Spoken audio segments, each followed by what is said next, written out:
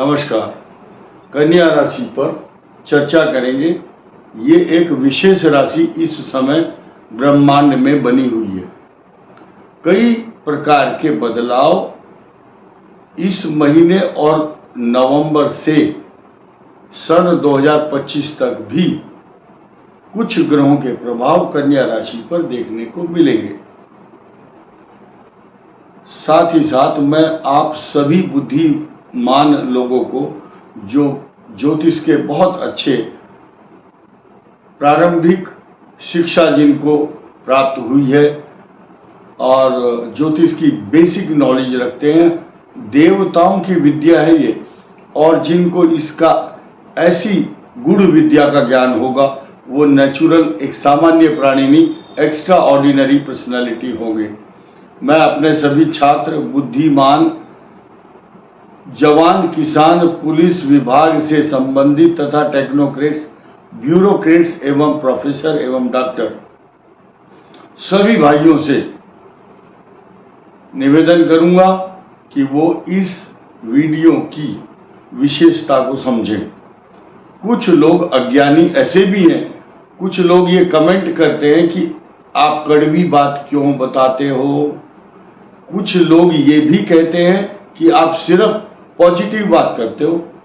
अब दोनों तरफ से हम किसी की ना पॉजिटिव और ना नेगेटिव, हम सिर्फ बात करते हैं शास्त्र के आधार पर, पंचांग में चल रहे ग्रहों के बदलाव पर। हम किसी के पक्ष या विपक्ष, किसी को अच्छा या बुरा लगाने के लिए बात नहीं करते। जिनको अच्छा या मीठा या कड़वा पसंद नहीं है वो कृपया इस वीडियो को ना देखें, क्योंकि हो सकता है उनको कुछ भ्रामक तथ्य लगता हो। तो उनसे निवेदन है, कृपया, मैं किसी को आमंत्रित और प्रेरित नहीं करूंगा कि किसी को कड़वा या अच्छा मीठा बात चाहिए तो यहाँ नहीं आया। यह सिर्फ सच बात होगी, जो ग्रह हैं उनका विश्लेषण होगा। अब हम बात करेंगे कन्या राशि पर जो विशेष ग्रहों के बदलाव है। 6 बदलाव प्रमुख हैं, उनको पहले हम वर्णन करते हैं ताकि आपके अंदर जिज्ञासा, उत्सुकता बनी रहे और आप लास्ट तक इस वीडियो को देख सकें। पहला बदलाव 20 अक्टूबर 2024 यानी कि इसी वर्ष से अगले वर्ष 21 जनवरी 2025 तक रहने वाला है। नीच राशि में मंगल होगा और शनि कुंभ राशि पर बने रहेंगे यथावत। इन दोनों का षडाष्टक योग बनेगा।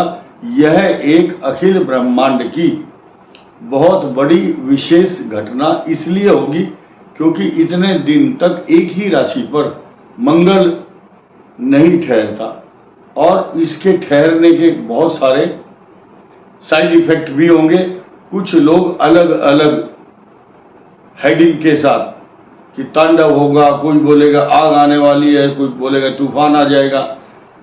इसका प्राकृतिक और अप्राकृतिक घटनाओं से संबंध जरूर होगा, लेकिन किसकी राशि में क्या लग्न है और किसका मंगल खराब है या अच्छा है, ये तय करने वाले हम कौन होते हैं। आपकी कुंडली के आधार पर जो ग्रह होंगे वो निर्णय करते हैं। हम मात्र केवल कन्या राशि पर किसका गोचर और परिभ्रमण शुभ या अशुभ प्रभाव देगा, हम केवल और केवल इसकी चर्चा कर रहे हैं। हम किसी को लुभावने या किसी को कष्ट देने वाले शब्द ऐसा बोलना हमारा तात्पर्य नहीं, केवल इससे संबंध है। दूसरा बदलाव यह है कि 28 अक्टूबर से मंगल ग्रह जो है शनि के नक्षत्र पर आएगा, उसका नाम है पुष्य नक्षत्र, और कन्या राशि के इनकम हाउस पर यह ट्रांजिट चलेगा और इसकी अवधि होगी टोटल 77 डेज। और जो बदलाव पिछला 20 अक्टूबर से 21 जनवरी का मंगल का षडाष्टक दोष है, वो षडाष्टक योग चलेगा 93 डेज तक। और तीसरा बड़ा बदलाव 3 अक्टूबर से शुरू हो चुका है और 27 दिसंबर 27 दिसंबर तक 85 डेज तक चलता रहेगा। ये बदलाव होगा शनि शतभिषा नक्षत्र के ऊपर से जब जाता है। तो बड़े बड़े अच्छे विद्वान सोशल मीडिया में इसको तांडव की संज्ञा देते हैं। एक सामान्य प्रक्रिया है, शनि और राहु परस्पर एक दूसरे के जैसा ही स्वभाव और प्रभाव और लक्षण रखते हैं। शनिवत राहु, कुजवत केतु। कुज मैंने होता मंगल, भौम भी नाम है मंगल का। मंगल की तरह से केतु के प्रभाव होते हैं। ये दोनों एक दूसरे के सिक्के के दो पहलू हैं। शनिवत राहु, कुजवत केतु। इसी प्रकार से इनकी आपस में दृष्टि आदि संबंध भी होते हैं। चौथा बदलाव है, जो राहु है वो शनि के नक्षत्र के ऊपर से परिभ्रमण ट्रांजिट करेंगे और केतु जो है हस्त नक्षत्र पर, चंद्रमा के नक्षत्र पर होंगे। इसका सीधा सीधा सरोकार इस राशि के साथ है, जो कि आपको स्पष्ट यहां दिखाई दे रहा है। केतु और रवि, सूर्य, यहां भद्र योग भी बनता है जब बुध केतु के साथ हो या सूर्य के, और बुधादित्य योग बनता है। केतु और राहु का 180 डिग्री पर होना ये विषम परिस्थितियों को उत्पन्न करता है। दाम्पत्य जीवन को अस्थिर डिटैचमेंट का कारक बन जाता है, यानी कि वैचारिक परिस्थितियां खराब करता है, या इन दोनों के कारण तीसरा व्यक्ति इनके बीच में आकर के इंटरफियर करने लगता है, चाहे वो परिवार का व्यक्ति हो या थर्ड पर्सन हो। स्पष्ट बात है। अब हम नया और पांचवी बात, शुक्र जो है वृश्चिक राशि में 12 अक्टूबर को जब प्रवेश कर जाएंगे तो ये पोजीशन बनेगी। ये 6 नवंबर तक रहने वाली है। आपके भाग्य को पूर्ण दृष्टि से देखेगी। इसका अब इसको हम विस्तार से चर्चा करेंगे। इसी को बोलते हैं विश्लेषण, एनालिसिस। और ये 6 नवंबर तक जब शुक्र रहेगा, आपके भाग्य की वृद्धि करेगा। उसके बाद शुक्र का आगमन आपके केंद्र में होगा और ये एक नया समीकरण पैदा करेगा, जिसकी चर्चा विस्तार से अब हम करने वाले हैं। ये पोजीशन, ये वाली, ये क्या है? यहां स्थान परिवर्तन योग है। आपके भाग्य स्थान में बृहस्पति और इस भाग्य स्थान का स्वामी केंद्र में आ चुका है। ये दोनों एक दूसरे की राशि में बैठे हुए हैं। इसको बोलते हैं स्थान परिवर्तन योग। ये राजा है या गुरु बृहस्पति है देवताओं के, ये दैत्यों के गुरु हैं। एक गुरु दूसरे के घर में जब जाता है तो कितना स्वागत और सत्कार होता होगा। ये पता, ये अनुभव, ये अनुभूति केवल और केवल कन्या राशि को होगी। और 6 नवंबर से 27 दिन लगातार सुखद महसूस करोगे।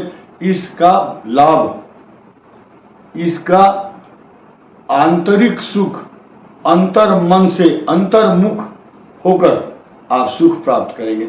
अब हम जल्दी से इसका विश्लेषण करते हैं। 20 अक्टूबर से होने वाले 21 जनवरी तक जो परिणाम है मंगल और शनि के, ये आपके लिए सुखद अनुभूति देंगे, क्योंकि 6ठे स्थान में बैठा हुआ है आपका शनि। आपको मजबूती दिलाएगा। लाभ स्थान में मंगल होंगे उस समय।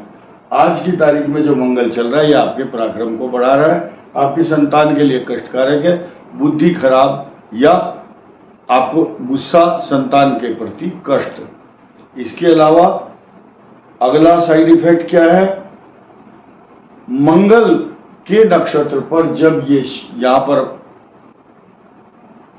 शनि के नक्षत्र पर मंगल, ये यहां पुष्य नक्षत्र का प्रतिनिधित्व करता है कर्क राशि, उस पर मंगल का होना, ये एक अजीबोगरीब परिस्थिति। कारण क्या है? आपके अष्टम स्थान जो कष्ट का भाव है वो स्वामी यहां बैठेगा और षडाष्टक योग बनाएगा।